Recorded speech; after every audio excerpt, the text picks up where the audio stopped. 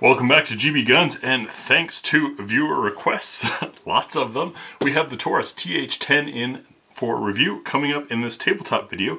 You'll see what's in the box. We'll take a look at some quick notes from the manual, go over fit, finish, and features, some trigger talk, field strip it, talk about what will be in the range video, and of course also check for chamber fitment. Coming up next on GBGuns. Same rather beefy and lockable box. In fact, a lot of this is very similar to the TH45 that we've also reviewed. In fact, so similar that it's the same frame. They're marked on there, and there's only ½ ounce difference between the two guns. The primary difference, of course, being the caliber. So in the box we have our federally mandated lock. We have two of these adjustment tools. I found that one end works really well for driving the pin out to change the back straps. Speaking of back straps, we have two additional back straps, but we did not get the speed loader like we did for the 45. My guess would be because with the cost of 10 mil, you're going to load slowly. Anyways, 10 mil magazines are MECGAR marked up to 15 rounds on the right side only. You get two of them. And up top is the manual, and the gun, of course, I've already been playing with a little bit, so it's out of its box. Now, many of you know I go over manuals, one, so I don't do something wrong, but also because I think the manual is an indicator of how well a company wants you to know and understand the product. The better written it is, the better the images, things like that, the more care it shows to me they have about the consumer understanding and using their product properly and understanding it. There are specs, but don't worry, all of that and more will be in the pinned comment for the full review over at gbgunsdepot.com. Remember, my videos are just to augment and assist in those reviews. One note I do have in here, because I always get questions about it, is about plus P ammunition. Taurus very smartly in here says, and I will read it directly, there are only 4 calibers that can carry a plus P rating from SAAMI. They are 38 Special plus P, 9mm Luger plus P, 38 Super Automatic, and 45 Automatic plus P. There are no other SAAMI approved plus P loads. Any ammunition in any other caliber that is marked plus P is not SAAMI compliant, may be dangerous, and should not be used. Only fire SAAMI rated plus P ammunition in Taurus models designated by Taurus for plus P use as below. Firing plus P ammunition in other Taurus products may be dangerous and can result in serious bodily injury. And they go through the list here. And for semi-autos, that's 38 Super, 45, and 9, as in not 10mm. Now, why is that important? 10mm is the best millimeter. Well, you got to keep in mind that the test barrel length for 10mm is 5 inches, which means the specs and the design of your 10mm ammunition is meant for a 5-inch barrel. Something shorter, like this 4.28-inch barrel, and we're going to have a little bit less velocity. Is that enough to make a big difference? I don't know. That's up to you. Let's get on to the gun. And right there you can see the 45/10 marking on this frame. It is the same frame. So for this video I will be foregoing the backstrap interchange. You guys can see that in my 45 video. So start off. Got it clear. Let's see, do we get magazine release or ejection? That's release. What about the other side? Yep, just release. So no extra kick to help get it out. You're just going to have to rely on gravity. But nice that you are getting at least 2 magazines, and that they are MECGAR magazines. Witness windows on the right side. I kind of wish they were on the back or the left. Although the right side makes sense if you're carrying in a duty belt on your left hip. Toes forward. That way you can quickly check on a belt to see if you are low, medium, or high. However, it means as a shooter, if you were, say, running this at a course, when you go to pop this out, you're not going to see how many rounds you've got remaining until you pull the mag all the way out, and then just have a general idea. So, I'm excited about this thing because I personally like the TH series. I reviewed the TH9C a while back, and it's one of the few guns out there that gives the option of a safety for cocked and locked, or decocker to have a double action first shot, followed by shorter, lighter single action, or you can go decocked and safety on for the safest mode of carrying. Those 3 modes might sound like a lot of options. However, as you get more training and experience, you will develop a preference. I like decockers. I'm not afraid of that being my first pull. I don't think it's too long and too heavy. Somehow, by going to the gym, no trigger is unreasonably too heavy for me. Save for maybe the P64, that thing will break trigger gauges. But my point is, a heavier, longer first pull is a great opportunity to make sure you really want to fire the gun and that the situations haven't changed. What comes to mind with that, and why I say situation hasn't changed, is God forbid you are in a public setting with crowds of people and there is a bad guy doing bad things and you want him to stop doing bad things and defend yourself. It is quite possible that between you and the target are innocents who don't need to be hit. And it is quite possible that those people are going to be running around, flailing and doing wild things. You might be moving, and the perfect shot may not be there for an extended period of time. So you might begin your pull and then need to back off. That's why I like double action. Others could say, well, just stage your trigger and sit there, wait till it's right. That's fine if you can keep that cool. In the gunfights that I was in, granted this is Afghanistan, quite different, I might have had that cool. I don't know, it was a long time ago, but I'm an older guy now and I may not have that cool now. So I'm not afraid of some double action. It also is great to have that second strike capability should you have a failure to ignite. Now, it is common training protocol that you slap up on the magazine, rack and flip out that bad round and get right back on the next one, because so few guns can second strike. However, that second strike is also counting on the fact that you've got plenty of ammo. Most of the time when a round hasn't gone off, I've found a second hit with a firing pin sets it off. So this is a way of saving ammo, making sure that your 15 plus 1 that you have on tap really is 15 plus 1. Alright, with that out of the way, let's do our standard view format. We're going to start up front. We have a little bit of bolt cut to the slide, 2 spots of rail space. I'm not sure what that U-cut is there for, if there's maybe something proprietary. I'm not familiar with it. If you guys are, please let us know in the comments below. We don't have texturing on the front of the trigger guard for that European support finger grab. However, it is rather hook-shaped to serve there. Another nice thing is you see these indentations on either side working as a memory point and a resting spot for your thumb. They are a bit slick though, so with the recoil that can come from, oh say, 10mm, there's probably a chance it's going to slip off.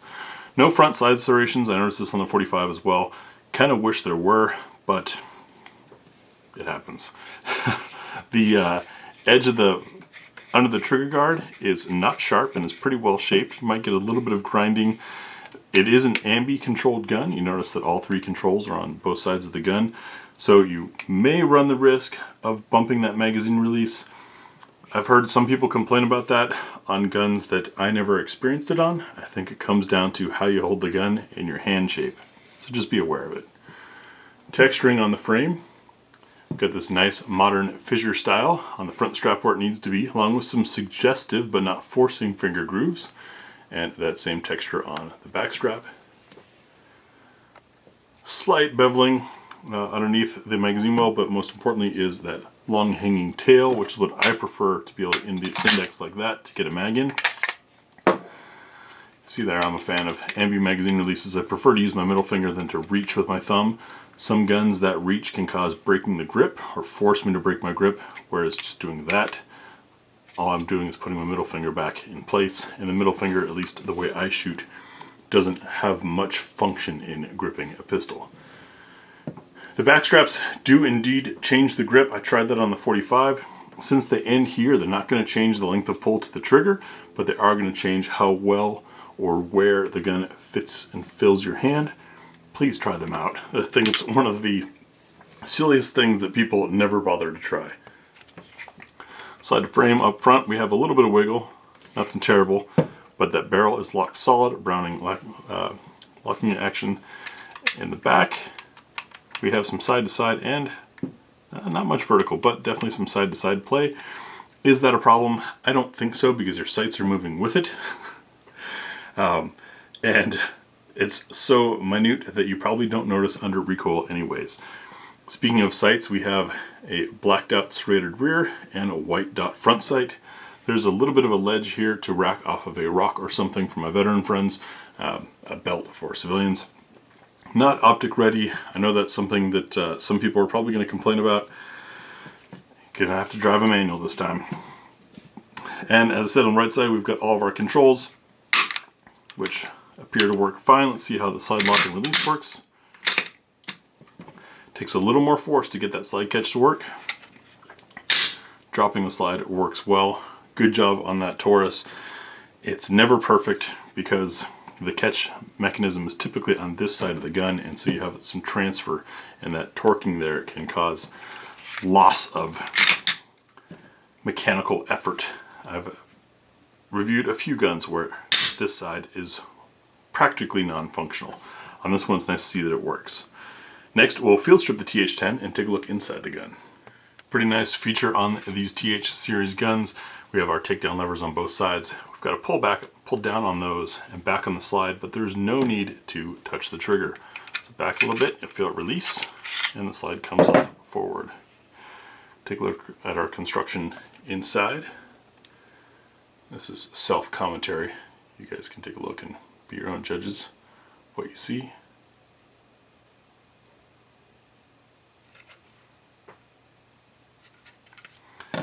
And to get our slide apart, since it is a Browning action, pretty simple to do. I'm going to pull that spring out. Nice, that is a dual spring and captured. See the color coding there of greenish and pink. That's likely indicator of 10 mil for the Taurus manufacturing. Tap down on the barrel to get it on lock, and it pops out. A little gritty from test firing, and the inside of the slide is pretty simple. The finish on this is very matte, not eye of the beholder, but not quite as nice as I've seen on some other models in the past. I don't know if there's been a change. I noticed a lot of manufacturers have been changing, largely due to the fact that there are environmental regulations. I also want to come in here and show you guys something I failed to on the 45. You see that little tiny slit in there? That is going to be our loaded chamber indicator. I do not have a 10 mil dummy round to demonstrate, but that gets triggered by a round being in here. And let's see if I can do it with my finger. Sticks out a little bit with a touch of red on there as a loaded chamber indicator. Before we do our chamber fitment, I am going to clean this up a little bit. Failed to do that last time, and the chamber was a bit sticky from test fired dirt. And not having any match 10 mil in hand, I'm going to use some Hornady Custom 10 mil. Tends to be pretty good. It doesn't have to be match ammo for this. I just like to use the best brass that I've got available, as well as a projectile size and shape that is more universal. What we're looking for is, do we get a nice plunk when I drop this in? Oh yeah. And can I rotate it? Yes. And to see how much brass is supported, and you can see we most certainly have a fully supported chamber. That goes all the way in. That is excellent in case we ever have a casing rupture. That helps keep all the forces going out of the barrel forward, not out of the barrel into your hand. To reassemble this, I'm going to just inverse the disassembly. Very simple. While I do that, I'll tell you about what's going to be in the range video. You will see absolute cold shots, first shots through this gun on camera, as well as any impressions that come from that. We'll do a full magazine plus one test, very simple test, but to see how these magazines run fully stuffed. And we're back together, quick functions check. We of course have our what's for dinner table. See what the gun eats. Take it to the spinner, which should be fun with 10 mil energy for sights and trigger control. I'll do some practical accuracy and give you my concluding thoughts on the TH10. Fits pretty good. Feels sturdy. I like the single action, double action. And speaking of, we need to do trigger talk. So let's zoom in and talk about how this feels. On double action, we still have some slack to take up. No definable wall per se. It's just right about at the time it gets heaviest. It's kind of a building resistance. Then it goes. See what our single action is like. A bit more slack to a wall. A little bit of creep, but pretty good break. Reset takes you before that wall again. Not a bad trigger. Weight, I'm sorry if you're frail enough to be concerned about trigger pull weight, then you may want to consider something other than 10 millimeter. I don't think poundage is as important as readability is, and to me, I can predict this trigger. I think I'll be okay on the single action. The double action is going to take a little bit to learn, but double action is also meant to be kind of a pull-through thing anyways. So, that is the tabletop review and field strip of the Taurus TH10. We'll see you guys on the range for the shooting impressions, and as always, full review will be the pinned comment over at GBGunsDepot.com. There will also be close-up photos and a little more reflections on this. Thanks for watching. Thanks for 8 years of support. We'll see you on the range.